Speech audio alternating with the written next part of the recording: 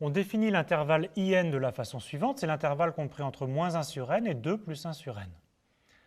Et on considère I l'intersection de tous les IN. Donc I, c'est I1, inter I2, inter I3, etc. pour tous les indices n. On essaie de deviner ce que ça peut être I. I, j'ai dessiné I1, I2, I3, les premiers termes, et I, c'est l'intersection de tout cela. Donc, bon, il s'agit de deviner un petit peu ce que c'est, mais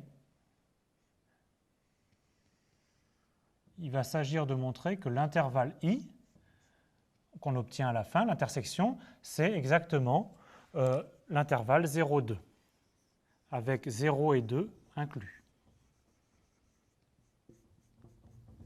Donc c'est important d'avoir une idée de ce qu'on veut montrer avant de commencer.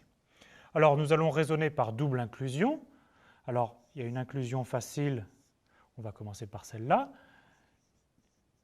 Il est clair que 0, 2 est inclus dans IN pour tout n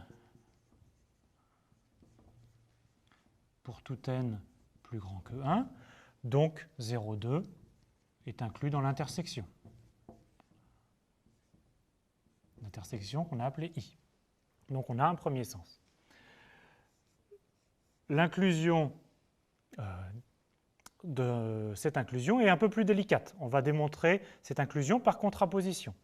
Donc on démarre par un x qui n'appartient pas à l'intervalle 0, 2 et on va montrer que ce x n'appartient pas à I. Alors on va distinguer deux cas.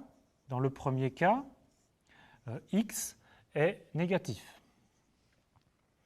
À ce moment-là, x est négatif, ça veut dire qu'il se situe par là. Il peut être éventuellement très proche de 0.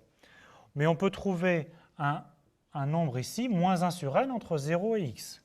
Donc il existe un n plus grand que 1, tel que nous avons x qui est compris, moins 1 sur n qui est compris entre 0 et x. Ça veut dire quoi en termes d'ensemble? Ça veut dire que x n'appartient pas à l'ensemble IN. Donc s'il n'appartient pas à IN, il ne peut pas appartenir à l'intersection. Donc x n'appartient pas à I. Dans le deuxième cas,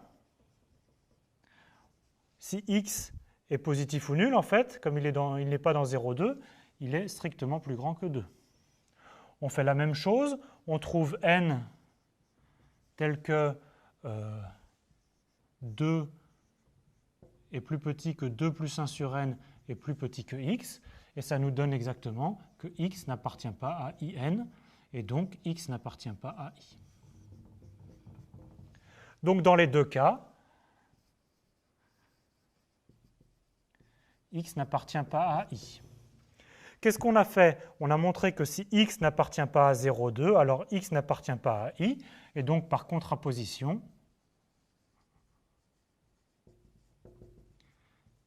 si x appartient à I, alors x appartient à 0, 2. C'est exactement l'inclusion souhaitée. On a la double inclusion, donc on a l'égalité. I est exactement l'intervalle 0, 2 fermé des deux côtés.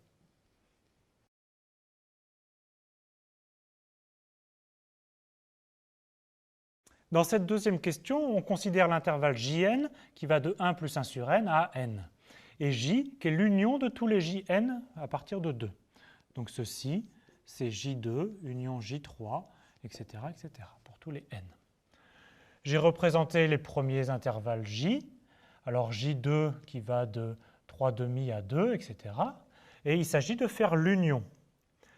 Alors, on voit que J va en s'agrandissant, donc en fait on va avoir toutes les valeurs à droite ici aussi grandes qu'on veut.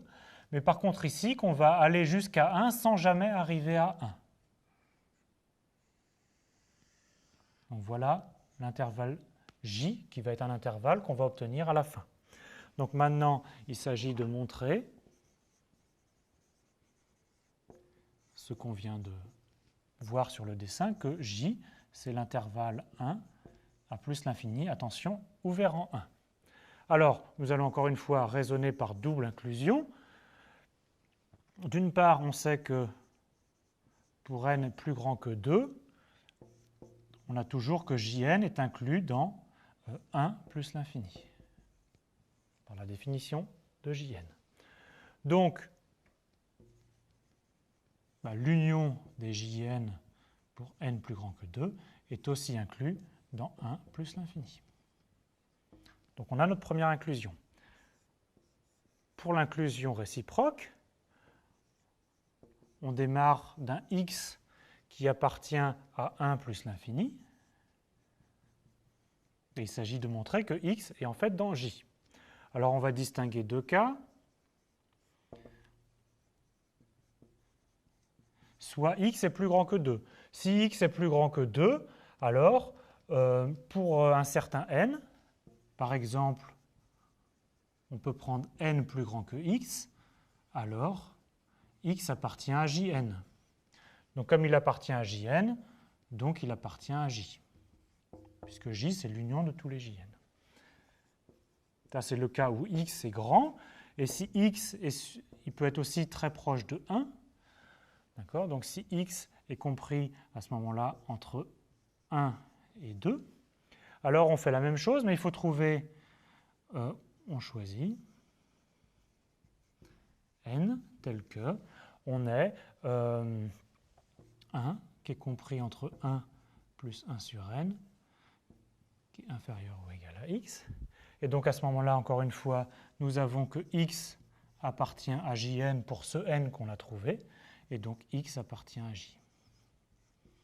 Quel que soit le cas, on a montré que si x appartient à 1 plus l'infini, alors x appartient à J. Donc on a exactement montré l'inclusion qu'on souhaitait.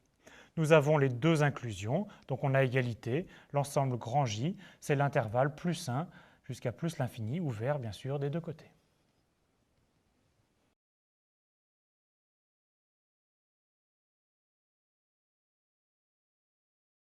Maintenant, à vous de vous entraîner. On définit l'ensemble Kn comme un produit d'intervalles, donc c'est un sous-ensemble de R2, et on définit K comme l'intersection de tous les Kn. À vous de trouver ce que c'est que l'ensemble K, et vous pourrez vous aider d'un dessin pour ça.